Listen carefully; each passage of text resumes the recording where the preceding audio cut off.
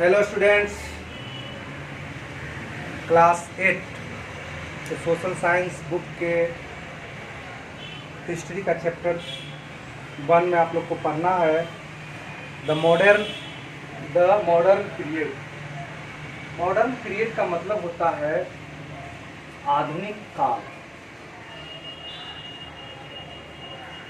तो सबसे पहले यहाँ देखिए भारतीय हिस्ट्री। आप ये समझिए कि इतिहास क्या है। History is the systematic records of the past event. इतिहास बीती हुई बातों को जो हम अध्ययन करते हैं, उसकी जानकारी रखते हैं, उसे इतिहास कहते हैं। ऐसे हिंदी में इति बराबर बीती और हास बराबर कहानी। बीती हुई कहानी को जो हम पढ़ते हैं उसे इतिहास कहते हैं। तो आप लोग को पढ़ना है periods in the history. The modern period refers to the recent times of and the changes that have come about. History is the study of changing parents in society. इतिहास जो बीती हुई बातों को बतलाता है, बीती हुई बातों को रिकॉर्ड रखता है, उसे हम इतिहास कहते हैं। इतिहास को 3 भागों में बांटा गया है। पहला है the ancient period. Ancient period का मतलब हुआ प्राचीन काल। The ancient period is generally considered to be the period before the 8th century. It is believed that the change from this period to the medieval period कहा गया है कि जो 8वीं शताब्दी से स्टार्ट हुआ है, उसे हम प्राचीन इतिहास में उसको जानते हैं। दूसरा है the medieval period. The medieval period is from the 18th century to the 18th century. Medieval period 8वीं शताब्दी से 18वीं शताब्दी तक माना गया है। इसी काल में तुर्क लोग भारत में आए थे। तीसरा है the modern period. Modern period का मतलब हुआ आधुनिक काल। The modern period is generally said to have started in 18th century. मध्यकालीन के बाद मॉडर्न पीरियड को 18वीं शताब्दी से माना गया है।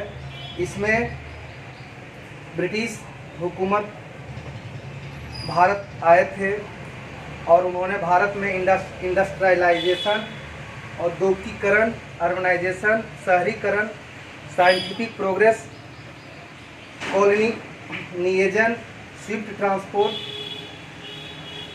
कॉलोनी का व्यवस्था, स्विफ्ट ट्रांसपोर्ट, यातायात का व्यवस्था एंड कम्युनिकेशन, संचार की व्यवस्था, डेमोक्रेटिक एंड पॉलिटिकल सिस्टम, यहाँ की राजनीतिक व्यवस्था, literacy and large scale migration, यहाँ के लोगों को कृषि संबंधी सुधार, और people in search of new occupation.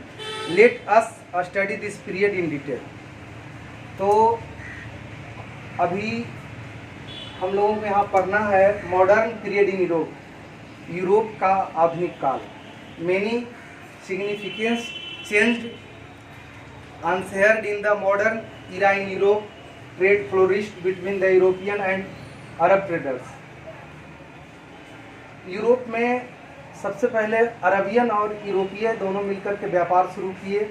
The trade help in growth of large city. बड़े बड़े शहर का निर्माण हुआ, बड़े बड़े शहर से व्यापार शुरू हुई। देज cities become centres of secular learning which developed many intelligent mind. उस शहर में विद्वान लोग रहते थे, इंटेलिजेंट माइंड के लोग रहते थे, और उनका यह उद्देश्य होता था कि शहर कैसे डेवलप हो, यहाँ का सभी व्यवस्था सही ढंग से कैसे संचालन हो। उसके बाद है न्यू इन्वेंशन। इसको नया आविष्कार कहते हैं। The spirit of inquiry led to many scientific invention. The invention of the printing press. सबसे पहले मॉडर्न पीरियड में प्रिंटिंग प्रेस का आविष्कार हुआ। प्रिंटिंग प्रेस का आविष्कार होने से सारे दुनिया में भूचाल आ गया, हलचल मच गया। Help in spreading new ideas through printed material. अब सब जगह प्रिंटेड मतलब प्रिंट की हुई मटेरियल मिलता था। People took new interest in different aspects of human life. Printing press होने के बाद हर मानव यूरोपियन लोग को डिफरेंट तरह से देखते थे। उनके पास पेंटिंग, लिटरेचर, साक्षरता, साहित्य, स्कल्पचर, मूर्ति कला, थिएटर एंड म्यूजिक, संगीत कला। Captured their interested the famous university. प्रसिद्ध विश्वविद्यालय की स्थापना किया। Become centres of learning. विश्वविद्यालय जहाँ लर्निंग पढ़ाई का केंद्र था, शिक्षा का केंद्र था, कुछ सीखने का केंद्र था। उसके बाद वोयगेस मतलब होता है समुद्री यात्री। The invention of mariner compass and quadrant and improvements in ship building and cartography improved the prospects of long sea voyages. कुछ समुद्री यात्री थे जो लॉन्ग समुद्री यात्रा कर करके कुछ रूट, कुछ मार्ग को बतलाए, जिसमें एक्सप्लोरर लाइक क्रिस्टोफर कोलंबस। इसमें सबसे पहला नाम क्रिस्टोफर कोलंबस का आता है। उन्हीं को अमेरिका का खोज करने का श्रेय जाता है। अमेरिका का खोज क्रिस्टोफर कोलंबस ने ही किया था। हालांकि क्रिस्टोफर कोलंबस का इरादा था इंडिया के खोज करने का, लेकिन उनको लगा, खोज करने के बाद में उनको लगा कि अमेरिका नहीं इंडिया ही है, इसलिए वहाँ के लोगों को उन्होंने पहला नाम रेड इंडियन दे दिया, क्योंकि वहाँ के लोग लाल लाल थे। उसके बाद वास्को ड गामा, जिन्होंने भारत की खोज की। वास्को ड गामा भारत के कालीकट बंदरगाह पर आए थे और उनको ही इंडिया का पता लगाने का श्रेय जाता है। उसके बाद Ferdinand Magellan discovered new sea routes. Ferdinand Magellan को नया समुद्री रास्ता खोजने का श्रेय जाता है, डिस्कवर करने का। उन्होंने वेस्ट एंड द ईस्ट, उन्होंने पश्चिम से पूरब के समुद्री यात्रा की। New places were discovered and trade was set up in different parts of Asia. उस मार्ग को खोजने से एशिया के बहुत से भाग में व्यापार करने का रूट बढ़ा। Latin America and Africa. उसके बाद है प्रॉफिटेबल ट्रेड, जिसको हम फायदा योग्य व्यापार कहते हैं। Profitable trade.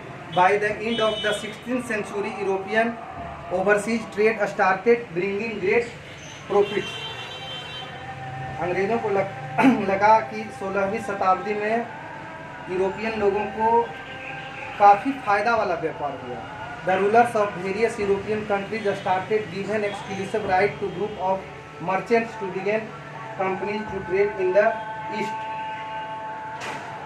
अंग्रेज अपना देश को काफ़ी डेवलप किया। ब्रिटिश हुकूमत, उनको व्यापार में काफ़ी फ़ायदा हुआ, जिसमें profit Holland, Britain and France there among the countries in this way the English East India company.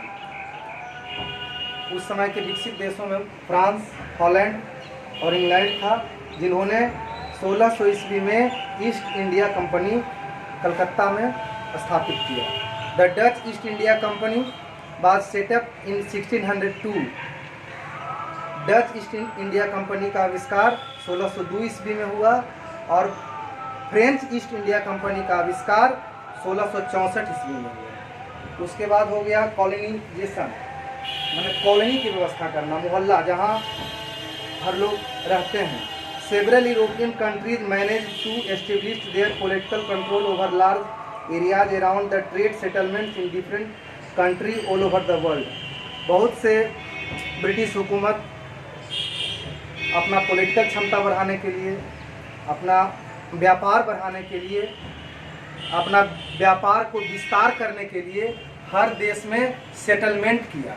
और अंग्रेज जहाँ रहते थे, जिस जिस जगह पर सेटलमेंट करते थे, जिस जगह पर उनका आश्रय होता था, उसे कॉलोनी कहा जाता था। Colony and the process of acquiring colonies was known as colonisation. Colonisation Britain, जो अभी इंग्लैंड के नाम से जाना जाता है, Portugal, Spain, France, Italy established their colonies in Asia, Africa and Latin America. उसके बाद हुआ पॉलिटिकल रिवोल्यूशन। पॉलिटिकल रिवोल्यूशन का मतलब होता है राजनीतिक क्रांति। Political revolution established the right of the people to participate in their own government. अंग्रेजी हुकूमत में हर लोग वहाँ के पॉलिटिकल चीज़ में पार्टिसिपेट होना चाहते थे, इसीलिए वहाँ गोरे और काले का कुछ भेद था, सब लोगों को पॉलिटिकल चीज़ में एंट्री नहीं मिलता था, इसलिए वहाँ पॉलिटिकल रिवोल्यूशन हुआ, क्रांति हुआ। Britain in the late 17th century the monarch become answerable the parliament more such revolutions took place in France and North America is the 18th century। कहा गया है कि वहाँ अमेरिका में 18वीं शताब्दी में शुरू हुआ। उसके बाद है industrial revolution. As the voyages led the discovery of new lands trade grew phenomenally, the new lands provided new raw material and ready markets to buy the products। कहा गया इंडस्ट्रियल रिवोल्यूशन जो हुआ यह रॉ मटेरियल माने कच्चा पदार्थ के लिए हुआ।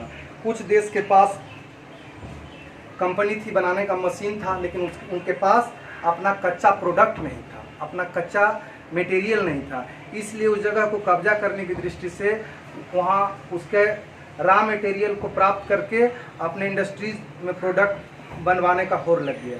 उसे ही इंडस्ट्रियल रेवोल्यूशन कहते हैं, औद्योगिक क्रांति कहते हैं। उसके बाद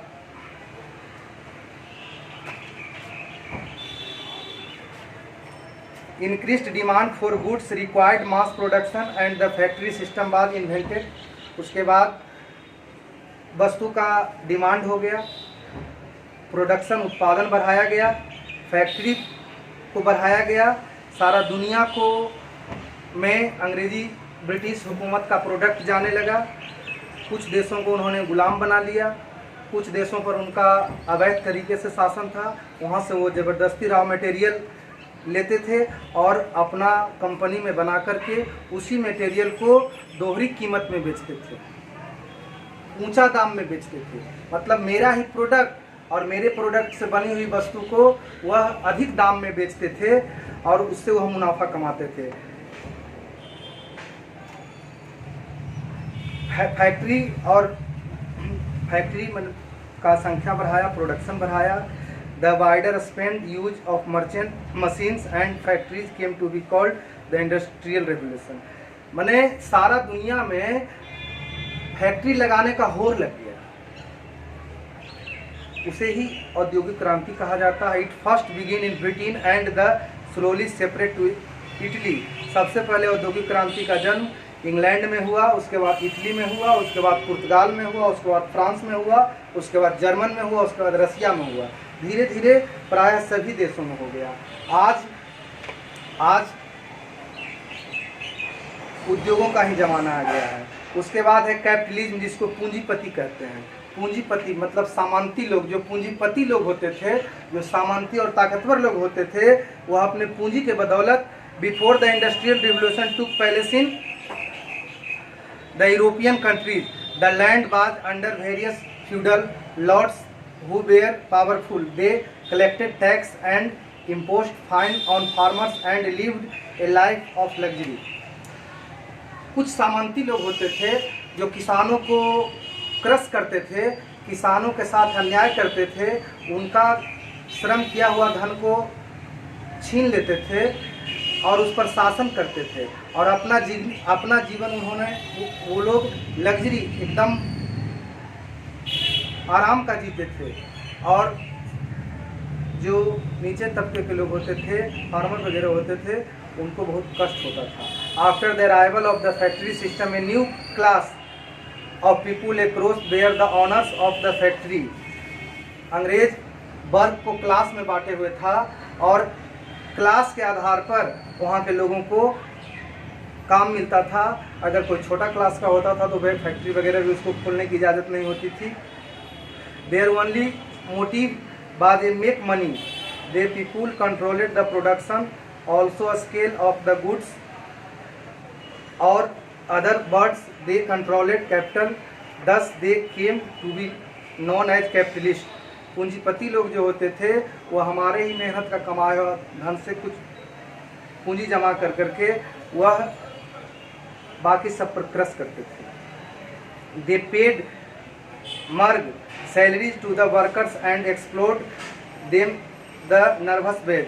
वह फैक्ट्री में काम करने वाले को सैलरी के रूप में वेतन देते थे और बाकी उसका जो फायदा होता था खुद रखते थे। The capitalist on the ones who had money and all comforts and workers और have not who worked hard yet did not earn much।